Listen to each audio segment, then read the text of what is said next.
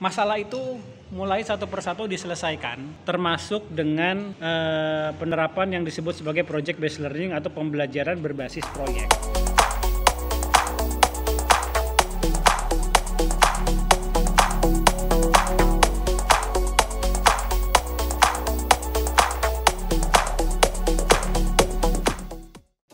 Nah, udah mulai. Selamat siang teman-teman. Assalamualaikum warahmatullahi wabarakatuh. Ketemu lagi sama saya Om Tri. Seperti biasa, kita akan sharing-sharing masih tentang seputar dunia per-SMK-an. Langsung aja materi pagi ini saya akan cerita sedikit soal yang namanya project based learning. Nah, itu sistem pendidikan baru di SMK kita. Namanya project based learning atau pembelajaran berbasis proyek. Ini adalah terobosan keren dari Mas Menteri kita, Menteri Pendidikan dan Kebudayaan, soal bagaimana proses pembelajaran di SMK itu berjalan. Terus terang saya iri dengan anak-anak zaman sekarang, karena proses belajarnya itu keren. Ini saya sambil jalan sedikit ya, nyari tempat yang enak buat duduk. Nah, jadi kalau zaman saya sekolah dulu, jadi saya SMA itu tahun 92 sampai 91 sampai 94. Udah tua banget ya, kelihatan banget tuanya. Jadi saya lulus SMA tahun 94. Ketika zaman saya dulu, zaman Om dulu, nah ini udah ciri-ciri khas orang tua ketika bilang zaman saya dulu. Nah, itu kayak gitu. Itu kita nggak tahu tujuan dari kita mempelajari satu mata pelajaran. Pokoknya di kurikulum ada mata pelajaran itu ya udah, mau nggak mau harus dipelajari, tapi kita nggak tahu tujuannya apa. Itu akibatnya apa? Akibatnya terus terang sekarang banyak ilmu-ilmu yang dulu saya pelajari itu nggak kepake, karena saya nggak tahu tujuan dari saya belajar ilmu itu apa. Terutama pas saya masuk ke dunia kerja, banyak ilmu-ilmu yang nggak bisa langsung dipakai, nggak praktis. Akibatnya banyak, termasuk saya lulus SMA bingung mau ngapain. Nah, masalah itu mulai satu persatu diselesaikan, termasuk dengan penerapan yang disebut sebagai project based learning atau pembelajaran berbasis proyek. Nah, dalam project based learning itu kita sebagai dunia industri bisa ngasih ngasih orderan, ngasih job, ngasih tugas, ngasih proyek ke dunia SMK. Gitu. Di materi yang sebelumnya sudah saya jelaskan soal link and match, taut dan sesuai antara pendidikan vokasi dengan dunia industri. Saya juga sudah sedikit cerita soal yang namanya kelas industri. Saya sudah cerita soal magang guru, guru tamu dan sebagainya. Nah, ketika sebuah dunia industri sudah kerjasama dengan SMK, sudah ada MOU dalam pembentukan kelas industri, kemudian dunia industri itu juga hadir di SMK ngajar sebagai guru tamu, itu kemudian dunia industri bisa berkolaborasi, bisa bekerja sama dengan SMK dalam pembelajaran project based learning-nya. Nah, jadi kalau project based learning itu memang tadi sudah saya sebutkan, pihak dunia industri ngasih orderan ke SMK. Gitu, misalnya PT Kompas Digital Internasional, kita mau menerapkan project based learning di SMK. Ya udah, kemudian saya ada orderan tugas buat anak-anak di SMK. Misalnya gini nih orderannya nih, ini contoh aja ya. Saya tolong dibuatkan 10 website e-commerce dengan spesifikasi 1, 2, 3, 4, 5.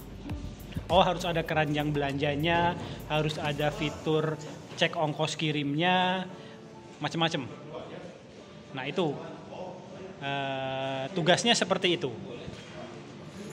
Nah dan itu harus dikerjakan oleh teman-teman di SMK. Apa yang terjadi? Sudah pasti teman-teman di SMK bingung. Wah, ini Om Tri ngasih kerjaan susah banget nih. Masa disuruh bikin e-commerce, website, toko online, ada keranjang belanjanya, ada kemudian fitur cek ongkos kirimnya, ada fitur tracking resinya, segala macam. Mereka pasti bingung. Nah, yang dilakukan adalah ketika siswa bingung, kemudian siswa akan bertanya, gimana sih cara mengerjakan tugasnya? Bertanyanya ke siapa? Ya bertanyanya ke guru pengampu dan ke dosen, ke guru tamunya. Nanya, ini saya dapat orderan dari PT Kombas, gimana cara saya bisa bikin website e-commerce ini? Nanti baru sama guru tamu yang dia merupakan staf dari mentor dari PT Kombas dan guru pengampu akan diajarin caranya step by stepnya.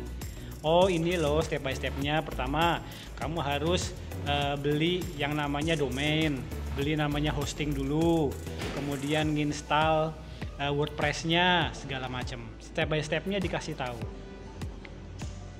Gitu.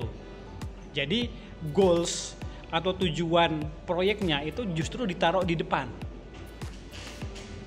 Goalsnya apa? Goalsnya bikin website e-commerce dengan ada fitur keranjang belanja, kemudian cek ongkos kirim sama tracking resi. Sama misalnya ada pembayaran online-nya. Itu goalsnya ditaruh di depan dulu. Kemudian setelah goalsnya ditaruh di depan, baru siswa belajar bagaimana caranya untuk bisa mencapai tujuan itu. Beda sama di proses belajar mengajar yang konvensional, itu kita nggak tahu tujuan kita belajar satu mapel tuh ngapain sih, goalsnya apa sih, kita nggak tahu, pokoknya belajar doang. Di project based learning itu justru goalnya ditaruh di depan, targetnya, outputnya sudah dijelaskan di depan. Jadi ketika siswa belajar itu lebih terarah, dia tahu nih, oh saya arahnya outputnya seperti ini. Itu yang pertama.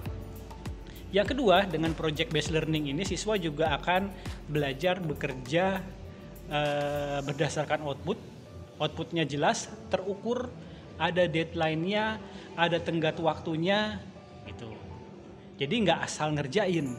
Kalau misalnya dulu pas zaman saya sekolah dulu, ya udah belajar aja deh, gitu kan. Nanti yang penting nilainya bagus udah. Masalah siswa mudeng atau enggak, saya mudeng atau enggak, dipikir belakangan. Yang penting saya belajar, ujian nilainya bagus, selesai. Nah kalau project based learning nggak bisa. Siswa harus betul-betul paham outputnya yang diminta oleh perusahaan itu apa, deadline-nya kapan, itu harus jelas. Jadi siswa juga belajar mengerjakan proyek secara profesional itu dari awal. Ada tenggat waktunya, ada standar kualitas yang harus dicapai, standar kuantitas yang harus dicapai, gitu. Sudah dibiasakan bekerja based on project.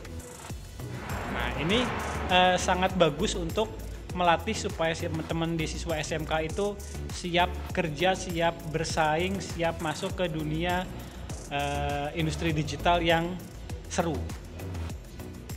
Gitu. Karena apa? Karena kalau tidak diterapkan project based learning ini, yang terjadi adalah ketika lulus sekolah, lulus SMK, masuk ke dunia kerja seringnya kaget. Kenapa? Karena dulu di dunia sekolah nggak pernah diajarkan, nggak pernah dididik, nggak pernah dibina bagaimana caranya bekerja berdasarkan output. Bekerja dengan tenggat waktu, dengan deadline, dengan proyek yang harus dikerjakan. Jadi banyak yang kaget. Tapi dengan sistem project based learning ini, siswa akan dilatih bekerja secara profesional. Itu keuntungannya buat siswa. Nah, keuntungannya buat dunia industri apa? Keuntungannya buat di dunia industri juga kita bisa mendistribusikan pekerjaan ke siswa SMK, ke teman-teman SMK kita, adik-adik kita nih yang kita sudah kerja sama di kelas industri. Nah, ini berarti kita sebagai dunia industri akan mendapatkan tambahan tenaga kerja secara lebih efektif. Gitu. Jadi sama-sama menguntungkan. Siswanya juga bisa belajar kerja secara profesional, dikenalkan dengan dunia industri, etos kerja di dunia industri, budaya kerja di dunia industri, kemudian dunia industri juga terbantu karena berarti mendapatkan tenaga kerja tambahan.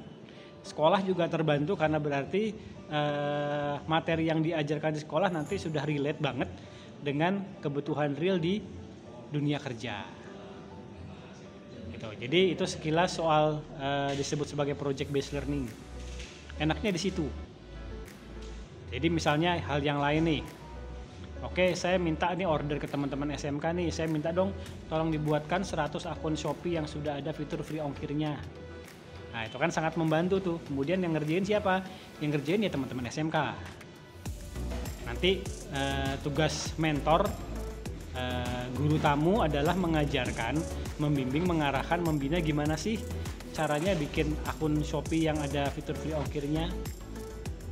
Gitu. Atau misalnya minta tolong dibuatkan 50 video produk dengan durasi 3 menit. Nah, nanti teman-teman SMK yang mengerjakan. Kita kemudian kembali tugas kita adalah mengarahkan, membina supaya output yang mereka hasilkan itu sesuai dengan request permintaan dari perusahaan.